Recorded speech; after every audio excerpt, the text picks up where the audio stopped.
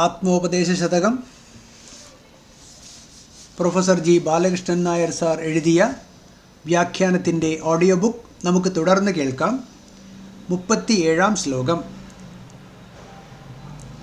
വിഷമതയാർന്നെഴുമന്യവെന്നു കൊള്ളുവാൻ വിഷമമഖണ്ഡ വിവേകശക്തിയെന്നേ.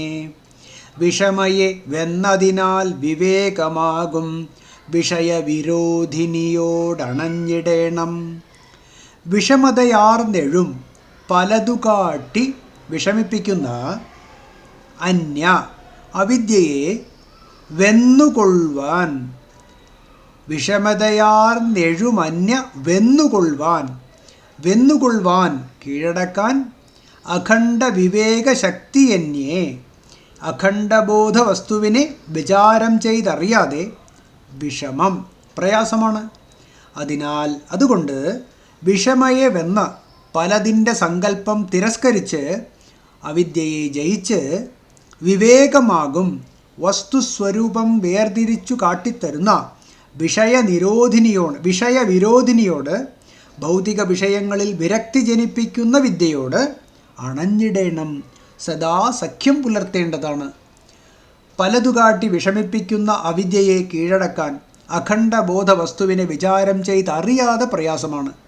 അതുകൊണ്ട് പലതിൻ്റെ സങ്കല്പം തിരസ്കരിച്ച് അവിദ്യയെ ജയിച്ച് വസ്തുസ്വരൂപം വേർതിരിച്ചു കാട്ടിത്തരുന്ന ഭൗതിക വിഷയങ്ങളിൽ വിരക്തി ജനിപ്പിക്കുന്ന വിദ്യയോട് സദാ സഖ്യം പുലർത്തേണ്ടതാണ്.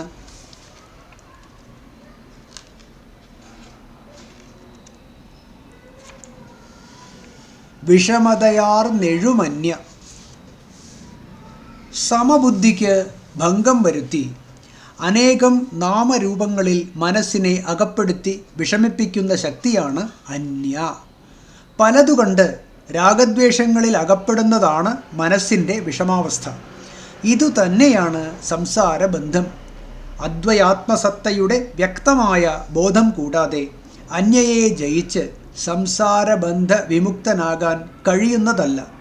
പലതായി കാണുന്നവയിലൊക്കെ സത്യമായി വിളങ്ങുന്ന ഏകവസ്തുവിനെ തന്നെ ദർശിച്ച് മനസ്സ് രാഗദ്വേഷ വിമുക്തമാകുന്നതാണ് മനസ്സിൻ്റെ സമാവസ്ഥ. ഇതുതന്നെയാണ് സംസാരമോക്ഷം. ഗീത 1-ാം അധ്യായത്തിൽ നാം കാണുന്ന അർജുനൻ വിഷമേ സമുപസ്ഥിതനാണ്.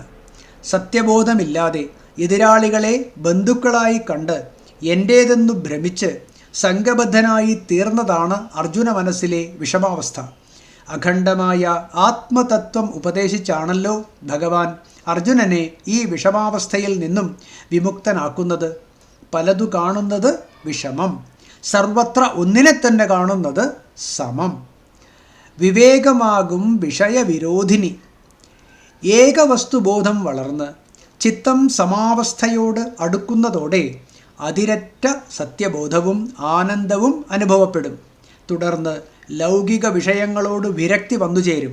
സമാവസ്ഥയിലെത്തി സത്യബോധം നേടുന്നവർ ഈ ജീവിതത്തിൽ ഇവിടെ വെച്ചു തന്നെ സൃഷ്ടിയെ ജയിക്കുന്നു എന്നാണ് ഭഗവാൻ ഗീതയിൽ പ്രഖ്യാപിക്കുന്നത്. ഭഗവത്ഗീത 5-ാം അധ്യായം 19-ാം ശ്ലോകം. ഇഹൈവ തൈർജിതഃ സർഗോ യേഷാം സാമ്യേ സ്ഥിതം മനഃ നിർദോഷം ഹി സമം ബ്രഹ്മ തസ്മാത് ബ്രഹ്മണി തേ സ്ഥിതാഃ. ആരുടെയൊക്കെ മനസ്സ് സമാവസ്ഥയെ പ്രാപിച്ചിരിക്കുന്നുവോ അവർ ഈ ലോകത്തു വെച്ചു തന്നെ സൃഷ്ടിയെ ജയിക്കുന്നു. ബ്രഹ്മസത്യം നിർദോഷവും സമവുമാണ്. അതുകൊണ്ട് സമബുദ്ധികൾ ബ്രഹ്മത്തിൽ എത്തി നിൽക്കുന്നവരാണ്. അദ്വയസത്യം ദർശിച്ച് സമാവസ്ഥയിലെത്തിയ മനസ്സിനെ സൃഷ്ടിയെ യാതൊരു ദൃശ്യവും രാഗദ്വേഷ കലുഷമാക്കുന്നില്ലെന്ന് താൽപ്പര്യം. അറിവിൻ്റെ അനന്തശക്തിയെ സമയെന്നും അന്യയെന്നും രണ്ടായി പിരിയുന്നു എന്ന് പറഞ്ഞുവല്ലോ. സമയെ ആശ്രയിച്ച് അന്യയെ കീഴ്പ്പെടുത്തണമെന്നും പറഞ്ഞു. അപ്പോൾ സമയുടെയും അന്യയുടെയും സ്വരൂപം എന്താണ്? ഇതിനുള്ള സമാധാനമാണ് അടുത്ത പദ്യം.